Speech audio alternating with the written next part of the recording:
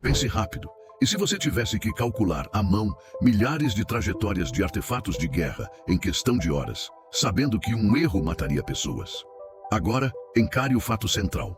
O primeiro computador eletrônico digital, de grande escala e uso geral totalmente operacional, foi o ENIAC, concluído em 1945 na Universidade da Pensilvânia. Ele ocupava uma sala inteira, pesava cerca de 30 toneladas, utilizava aproximadamente 18 mil válvulas eletrônicas e foi criado, entre outras funções, para calcular tabelas balísticas durante a Segunda Guerra Mundial. Mas como a humanidade saiu de contas feitas com os dedos para máquinas capazes de processar milhares de operações por segundo? Quem teve a visão de transformar cálculo em mecanismo? E por que a guerra acelerou essa transformação? Muito antes do ENIAC, o desejo de automatizar cálculos já existia. Por volta de 1642, o matemático francês Blaise Pascal construiu a Pascalina, uma calculadora mecânica capaz de somar e subtrair por meio de engrenagens. Décadas depois, no final do século XVII, Gottfried Wilhelm Leibniz desenvolveu a Stepped Reckoner, que conseguia multiplicar e dividir. Essas máquinas eram limitadas, frágeis e caras, mas introduziram um conceito revolucionário. Cálculo poderia ser incorporado em mecanismos físicos. A ideia de que raciocínio matemático poderia ser automatizado estava plantada. No século XIX, o matemático britânico Charles Babbage deu um salto conceitual extraordinário.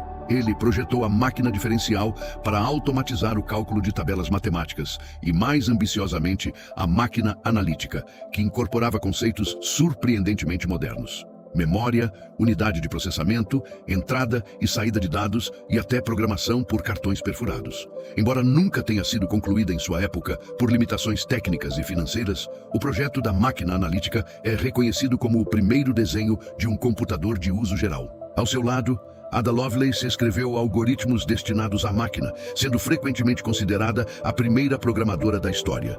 Como ela conseguiu perceber que aquela máquina poderia manipular não apenas números, mas símbolos, antecipando a lógica da computação moderna? Enquanto isso, no final do século XIX, a necessidade prática impulsionava novas soluções. O censo dos Estados Unidos de 1890 corria risco de levar mais de uma década para ser processado manualmente. Herman Hollerith desenvolveu uma máquina eletromecânica baseada em cartões perfurados que reduziu drasticamente o tempo de processamento. Sua empresa eventualmente se tornaria a IBM. Aqui surge outra pergunta crucial. Quando o processamento de dados deixa de ser apenas cálculo matemático e passa a ser infraestrutura administrativa e econômica? No século XX, a matemática teórica deu um novo fundamento à computação.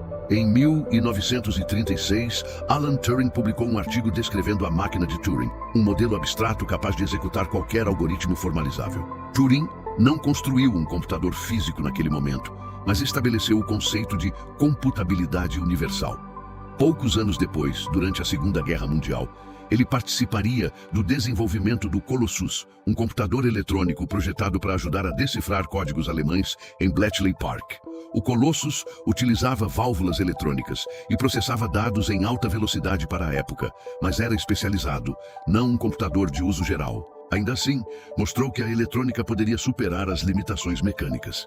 Na Alemanha, Konrad Zuse desenvolveu o Z3 em 1941, considerado por muitos historiadores o primeiro computador programável eletromecânico funcional. Ele utilizava relés telefônicos e executava programas armazenados em fita perfurada.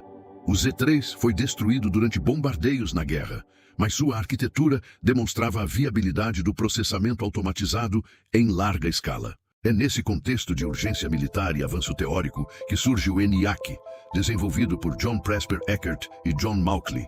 Diferentemente das máquinas eletromecânicas baseadas em relés, o ENIAC usava válvulas eletrônicas, permitindo velocidades muito superiores.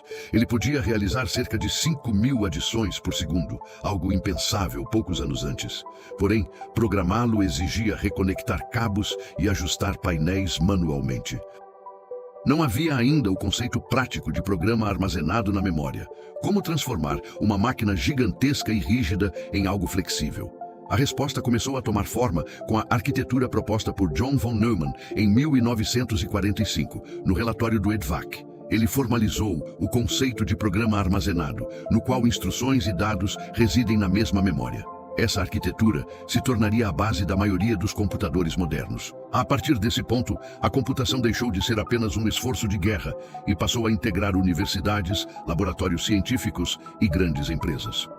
Os primeiros impactos foram profundos. Cálculos científicos que antes levavam meses passaram a ser realizados em dias ou horas. Simulações numéricas impulsionaram áreas como física nuclear, meteorologia e engenharia aeronáutica. A indústria começou a perceber que processamento de dados significava vantagem competitiva. O computador deixou de ser apenas uma máquina de calcular e tornou-se uma máquina de processar informação. Em poucas décadas, válvulas foram substituídas por transistores, depois por circuitos integrados e microprocessadores. O que começou ocupando salas inteiras passou a caber em mesas, depois em bolsos. Mas a base conceitual permanece a mesma: automatizar a execução de instruções lógicas sobre dados. Quando observamos essa trajetória, da Pascalina ao ENIAC, da teoria de Turing à arquitetura de von Neumann, percebemos que o primeiro computador não surgiu de um único momento isolado, mas de uma convergência entre necessidade prática, guerra, matemática abstrata e engenharia ousada. Cada etapa respondeu a uma pergunta técnica específica, mas abriu questões ainda maiores sobre automação, inteligência e poder informacional. Se o primeiro computador nasceu para acelerar cálculos que humanos não conseguiam acompanhar, e hoje máquinas executam bilhões de operações por segundo, até que ponto a história do primeiro computador não é apenas o início de uma transformação muito mais profunda sobre o próprio significado de pensar?